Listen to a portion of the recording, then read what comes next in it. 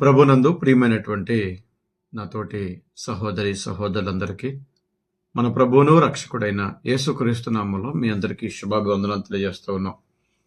మహాగణుడు మహోన్నతుని దేవుడు గడిచిన కాలమంతటిలో కూడా మనందరూ కూడా సజీవ లెక్కలో ఉంచి మన జీవితంలో మరొక దినాన్ని పొడిగించి ఇటు దినాన మీతో కలిసి వాక్యాన్ని పంచుకునే అవకాశాన్ని దేవుడు నాకు ఇచ్చారు. అందరిని బట్టి దేవునికి కృతజ్ఞత తెలియజేస్తున్నాం. అనుదినము ప్రకటించబడేటువంటి ప్రసంగాలను మీరు అందరూ వింటున్నారని, ఆధ్యాత్మికంగా మీరందరూ కూడా దీవెనలు పొందుకుంటున్నారని మేము భావిస్తూ ఉన్నాం, సంతోషిస్తూ ఉన్నాం. ఈ పరిచర్యలో మీరు కూడా పాలుభాగస్తులైనందుకు దేవునికి కృతజ్ఞతల స్తుతులు స్తోత్రాలు తెలియజేస్తూ ఈ దిన పరిచర్యలో భాగంగా కొద్ది నిమిషాలు మనం దేవుని యొక్క వాక్యాన్ని మనం ధ్యానం చేసుకుందాం. ఈరోజు మనం ధ్యానం చేయబోయేటువంటి అంశం ఏంటంటే నమ్మకత్వము అనేటువంటి అంశాన్ని మనం ఆలోచించేద్దామండి. నమ్మకత్వము అనేటువంటి అంశాన్ని గురించి మనం ఆలోచించేద్దాం. మొదటిగా నమ్మకత్వము అనే పదానికి మనం అర్థం చూసినట్లయితే, నమ్మకత్వము అంటే తేలికగా వంచబడని స్థిరమైన విశ్వాసం. ఈ లోకంలో క్రైస్తవులను చెప్పుకుంటున్న వారు ప్రతిదానికి తేలిగ్గా వంగిపోతారు, కృంగిపోతారు, అలాగే శోధనకు గురవుతారు, ఊరికినే పాపంలో పడిపోతారు. కానీ నిజమైనటువంటి నమ్మకత్వం ఎలా ఉంటుందంటే, నిజమైనటువంటి నమ్మకమైన వ్యక్తి ఎలా ఉంటాడు అంటే తేలికగా వంచబడ్డట, స్థిరమైన విశ్వాసం కలిగి ఉంటాడు. నమ్మకత్వానికి అసలైనటువంటి మాటకి అర్థం అదే. యేసు ప్రభువారు చాలా సందర్భాల్లో ఆ నమ్మకత్వాన్ని గురించి గ్రంథంలో మాట్లాడినట్లుగా మనం చూస్తూ ఉన్నాం. అలాగే పాత నిబంధన కాలంలో చూసినప్పుడు మోషే గురించి దేవుడు మాట్లాడినటువంటి మాట ఏంటంటే, మోషే నా ఇల్లంతట్లో నమ్మకమైన వాడు అన్నాడు. అంటే దేవుని మాట వినడంలో, ఇశ్రాయేలు నడిపించడంలో, దేవుని మాటలు ప్రకటించడంలో, దేవుని గౌరవించడంలో కూడా ఆయన నమ్మకత్వాన్ని చూపించినట్లుగా మనం చూస్తూ ఉన్నాం. ఈ సమయంలో కొద్ది నిమిషాలు దేవుని యొక్క వాక్యాన్ని మనం ఆలోచించేసి ప్రయత్నించేద్దాం. మనం వేటిలో నమ్మకంగా ఉండాలి? ఒకవేళ మనం నమ్మకత్వం కలిగిన వారమైతే, మనం నమ్మకమైన వారమైతే దేవుని దగ్గర మనం ఏ విషయంలో నమ్మకం కలిగిన వారుగా ఉండాలంటే, ఒకటి పరిచర్యలో నమ్మకం కలిగిన వారుగా ఉండాలండి. పరిచర్యలో, సంఘ పరిచర్యలో నమ్మకమైన వారుగా ఉండాలి. తిమోతి రాసినటువంటి మొదటి పత్రిక 1వ అధ్యాయము 12-13 వచనాలు మనం చదివినట్లయితే, తిమోతి రాసినటువంటి మొదటి పత్రిక 1వ అధ్యాయము 12-13 వచనాలు మనం చదువుకుందాం. పూర్వము దోషకుడను హింసకుడను హానికరుడైన నన్ను. నిజమేనండి, క్రీస్తులోకి రాకితం మనం కూడా దోషకులమే, మనం కూడా హానికరులమే, మనము కూడా దేవునికి విరుద్ధంగా బ్రతికిన వారమే. ఇప్పుడు క్రీస్తులోకి వచ్చిన తర్వాత, లేక క్రీస్తును అంగీకరించిన తర్వాత, దేవుని ఉపదేశానికి మనం కట్టుబడిన తర్వాత మనము నమ్మకత్వం కలిగి ఉండాలి. పౌలు గారు మాట్లాడుతూ ఉన్నారు, పూర్వముంది దోషకుడును హింసకుడను హానికరుడైన నన్ను తన పరిచర్యలకు నియమించి నమ్మకమైన వానిగా ఎంచినందుకు నన్ను మన ప్రభు అయిన క్రీస్తు యేసుకు కృతజ్ఞుడై ఉన్నాను. ఇక్కడ నమ్మకత్వాన్ని గురించి, పౌలు గారి యొక్క నమ్మకత్వాన్ని గురించి తిమోతి గారికి తెలియజేస్తూ ఉన్నాడు. ఏంటంటే, పూర్వం నేను దోషకుడిని, హింసకుడిని, కానీ నన్ను ఆయన బలపరిచాడు, పరిచర్యకు నియమించి నమ్మకమైన వాడిగా ఎంచాడు. నాతోటి ప్రియమైన దేవుని బిడ్డలారా, సంఘంలో ఉండడం కాదు, ప్రతి ఆదివారం రొట్టె విరవడం కాదు, సంఘ పరిచర్యలో నమ్మకత్వాన్ని చూపించాలి. బోధలోను, సహకారంలోను, ఉపచారంలోను, ఆతిథ్యంలోను, అన్ని విషయాల్లో కూడా మన పరిచర్య ధర్మాన్ని మనం జరిగించాల్సినటువంటి అవసరం ఉంది. అప్పుడే మనం నమ్మకమైన వారమని దేవుడు గుర్తిస్తాడనే విషయాన్ని మనం అర్థం చేసుకోవాలి. రెండవదిగా మనం ఆలోచన చేసినట్లయితే, గృహ నిర్వాహకుడిలాగా నమ్మకంగా ఉండాలట. గృహ నిర్వాహకుడు అంటే దేవుడిచ్చినటువంటి సమయాన్ని, దేవుడిచ్చినటువంటి సంపాదనను, దేవుడిచ్చినటువంటి తలాంతులను, దేవుడు అప్పగించినటువంటి కుటుంబ బాధ్యతలను ఆయన చిత్తానుసారంగా నమ్మకంగా నిర్వహించడం. ఇదే గృహ నిర్వాహకుడు చేసేటువంటి పని. ఈరోజు దేవుడు మనకు సమయాన్ని ఇస్తున్నాడు, దేవుడు మనకి సంపదనిస్తున్నాడు, దేవుడు మన కుటుంబాన్ని ఇచ్చాడు. మన సమయాన్ని, మన సంపదను, మన కుటుంబాన్ని దేవుని చిత్తానుసారంగా నమ్మకంగా నిర్వహిస్తున్నామా? నమ్మకంగా మనం బాధ్యతలు చేపడుతున్నామా? నమ్మకంగా బాధ్యతలు మనం కొనసాగిస్తున్నామా అనేటువంటిది మనం అందరము కూడా ఆలోచన చేయాలి. నాతోటి ప్రియమైన దేవుని బిడ్డారా, సమయం చాలా విలువైనది. తిరిగి రానిది ఏదైనా ఉందంటే సమయమే. దేవుడు మనకిచ్చినటువంటి సమయాన్ని మనము వృధా చేసుకోకూడదు. నమ్మకమైన వ్యక్తి ఏం చేస్తాడు అంటే, దేవుడిచ్చినటువంటి సమయాన్ని సద్వినియోగం చేసుకుంటాడు. అజ్ఞానం వల్లే ఉండడు, జ్ఞానుల వల్లే ఉంటాడు. నాతోటి ప్రియమైన వాళ్ళారా, దేవుడిచ్చినటువంటి సమయాన్ని, దేవుడిచ్చినటువంటి సంపాదనను, దేవుడిచ్చినటువంటి తలాంతులను, దేవుడిచ్చినటువంటి కుటుంబాన్ని దేవుని కొరకు నమ్మకత్వంగా ఉపయోగించాలి. అది గృహ నిర్వాహకుడు చేసేటువంటి పని. అయితే కొరింథీయులకు రాసిన మొదటి పత్రిక 4వ అధ్యాయము 2వ వచనాన్ని మనం ఆలోచన చేసినట్లయితే, కొరింథీయులకు రాసిన మొదటి పత్రిక 4వ అధ్యాయము 1-2 వచనాలు మనం చదివినట్లయితే, ఇలాగున క్రీస్తు సేవకులమనియు దేవుని మర్మముల విషయంలో గృహ నిర్వాహకులమనియు ప్రతి మనుష్యుడు మమ్మల్ని భావింపవలెను. మరియు గృహ నిర్వాహకుల్లో ప్రతి వాడును నమ్మకమైన వాడు ఉండుట అవశ్యము. ప్రతి వాడు నమ్మకంగా ఉండట్లేదండి.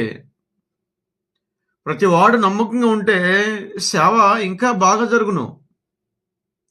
క్రీస్తు కావాలంటారు, సంఘంలో చేర్చబడతారు, ఆరాధనకు అటెండ్ అవుతారు, కానీ నమ్మకంగా మాత్రం బతకలేరు. గృహ నిర్వాహకుడు చేయాల్సినటువంటి పని చేయలేడు. కుటుంబాన్ని చక్కదిద్దుకోలేడు. దేవుడిచ్చిన ధనాన్ని దుర్యోగం చేసుకుంటాడు. దేవుడిచ్చినటువంటి సమయాన్ని దుర్యోగం చేసుకుంటాడు. దేవుడిచ్చినటువంటి తలాంతులను ఉపయోగించడు. మరి గృహ నిర్వాహకుడి యొక్క పని మనం జరిగిస్తున్నట్టు కాదు కదా. నాతోటి ప్రియమైన దేవుని బిడ్డలారా, ఆలోచన చేయండి. ఈ జీవితం చాలా విలువైంది. ఎప్పుడు మన దినచర్య ఎప్పుడు ముగుస్తుందో తెలియదు. మన ప్రయాణం ఏ రోజు కాగిపోతుందో తెలియదు. నమ్మకంగా మనం బ్రతికితే దేవుడు భూమి మీద బ్రతికేటువంటి దినాలు పొడిగిస్తారు. ఇక 3వది మనం ఆలోచన చేసినట్లయితే, నమ్మకమైన దాసునిగా ఉండాలండి.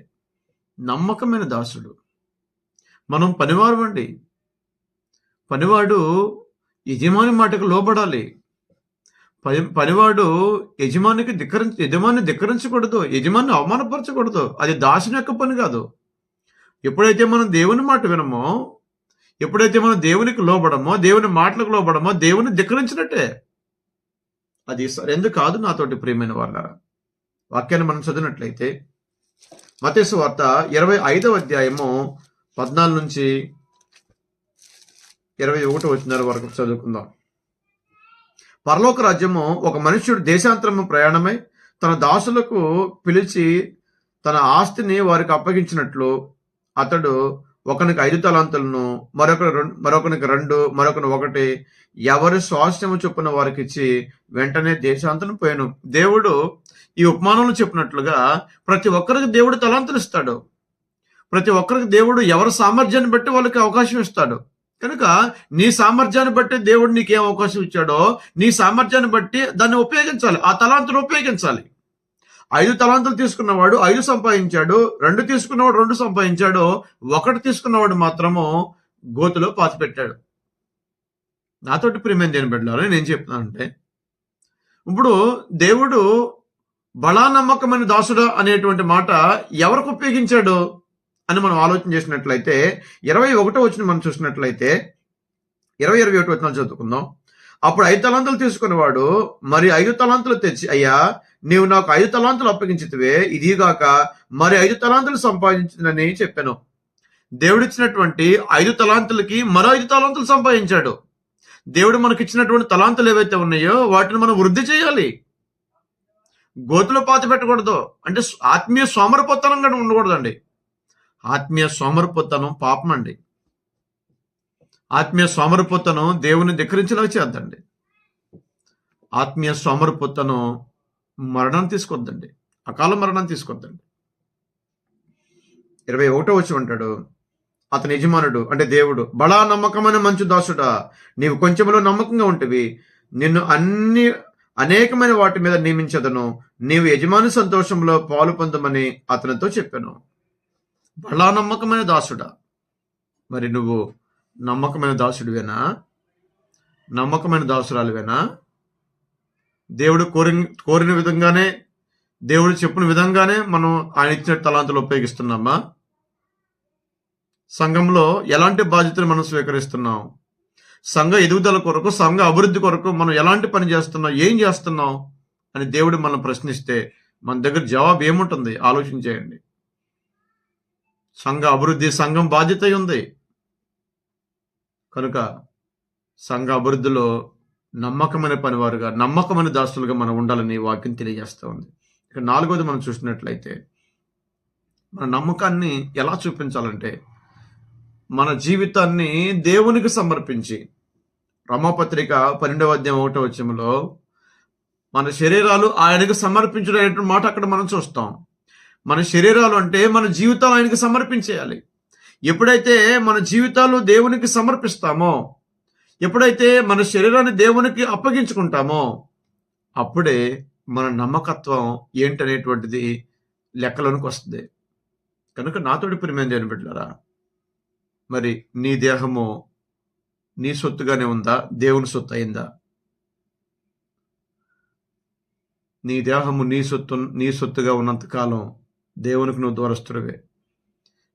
నీ దేహం మీద, నీ జీవితం మీద పూర్తి రైట్స్ ఎప్పుడైతే మనం దేవునికి ఇస్తామో అప్పుడే మన నమ్మకత్వం గొప్పగా ఎంచబడుద్ది. ఇక చివరిగా 5వది మనం చూసినట్లయితే, నమ్మకమైన సృష్టికర్తకు మన ఆత్మను అప్పగించాలట. మన ఆత్మలు దేవునికి అప్పగించాలి. శరీరమే కాదండి, మన ఆత్మలు కూడా దేవునికి అప్పగించాలి. పేతురు రాసినటువంటి మొదటి పత్రిక 4వ అధ్యాయము 19వ వచనాన్ని మనం చదువుకుని మనం ముగించుకుందాం. పేతురు రాసినటువంటి మొదటి పత్రిక 4వ అధ్యాయము 19వ వచనాన్ని చదువుకుందాం. కాబట్టి దేవుని చిత్త ప్రకారం బాధపడేవారు సత్ప్రవర్తన గలవారై నమ్మకమైన సృష్టికర్తకు తమ ఆత్మను అప్పగించుకొనవలెను. దేవుడు మనకిచ్చినటువంటి ఆత్మను దేవునికి నమ్మకంగా అప్పగించాలి. అది మన బాధ్యత, నమ్మకస్తుల యొక్క బాధ్యత, దేవుని పిల్లల యొక్క బాధ్యత. ఆ బాధ్యతను మీరందరూ కూడా స్వీకరించి దేవునికి నమ్మకస్తులుగా మీరందరూ ఉండాలని ప్రకటన గ్రంథం 2వ అధ్యాయం 10వ వచనంలో నమ్మకమైన వారికి జీవకిరీటాన్ని ఆయన దాచుంచాడు. దేవుడిచ్చేటువంటి జీవకిరీటాన్ని నువ్వు పొందుకోవాలంటే, భూమి మీద దేవుని యొక్క ఆశీర్వాదం నీవు నీ కుటుంబం సంపూర్ణంగా అనుభవించాలంటే దేవునికి నువ్వు నమ్మకస్తుడిగా ఉండాలి, నమ్మకస్తురాలుగా ఉండాలి. మీ నమ్మకత్వాన్ని నిరూపించుకోండి. దేవుని చిత్త ప్రకారం జీవించండి. మిమ్మల్ని, మీ కుటుంబాలని దేవుడు ఎల్లవేళలా దీవిస్తారు. మీ అందరికీ వందనములు.